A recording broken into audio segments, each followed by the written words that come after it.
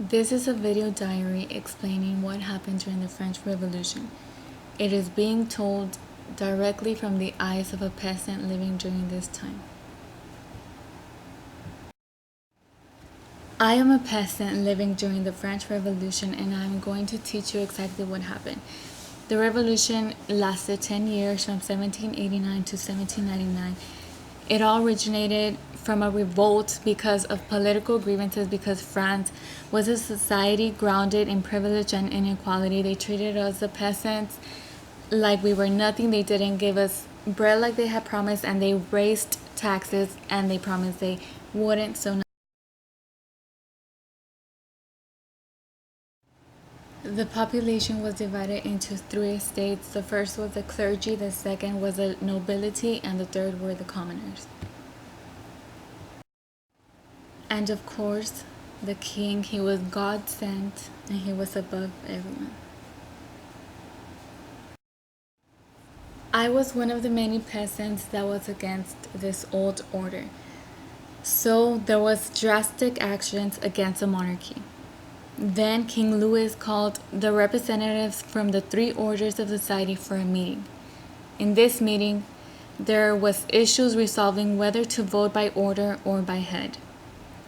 Then the government ruled that the third estate gets double representation because they constituted of the majority of the population.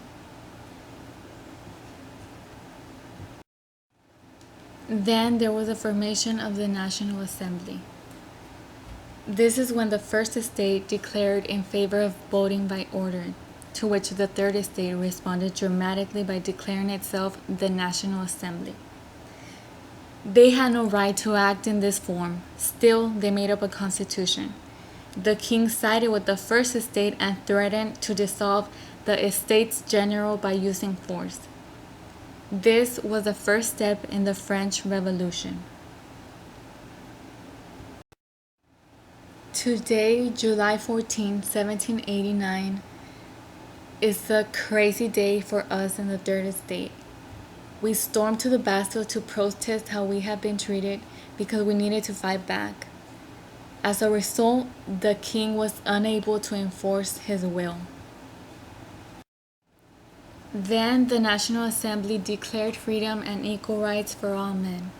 So France became a constitutional monarchy. This was in August 26, 1789. After that, the civil constitution of the clergy happened. This was when people would elect their own clergy and the government would pay the salaries of the priests and the bishops. Of course, the Catholic Church was mad, so then they became enemies to the French Revolution. The king completely lost hope in solving the economic crisis. He saw the only solution was to flee from France. He almost succeeded, but he was recognized, and then he was captured and then taken back to Paris.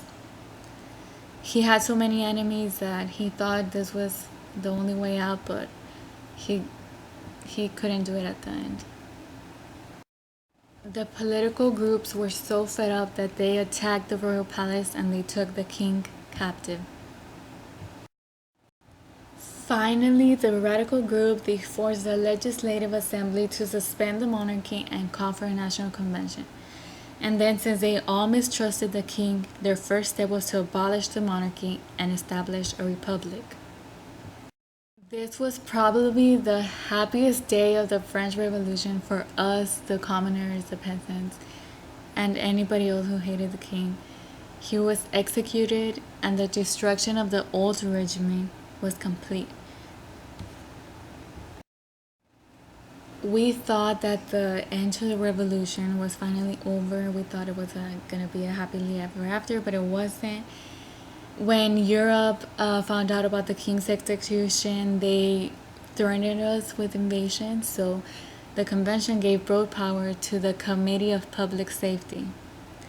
Then Robespierre decreed universal mobilization.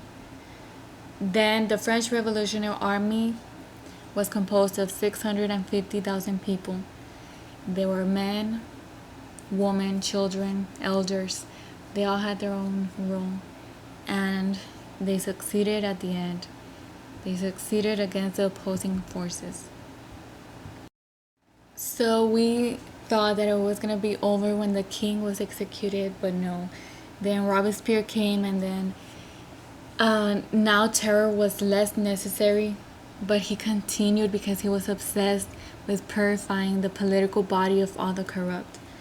So the National Convention gathered enough votes to condemn him, and he was sent to the guillotine, and he was killed. So we learned our lesson. The king taught us the first lesson, then Robespierre taught us the second lesson. So then we finally all came together, we gathered ideas, and then we adopted the Constitution of 1795 and the Directory. This constitution reflected a desire for stability that did not sacrifice the ideals of 1789. But now we relied on the military to maintain the power of the Constitution and for nobody to come and threaten us anymore.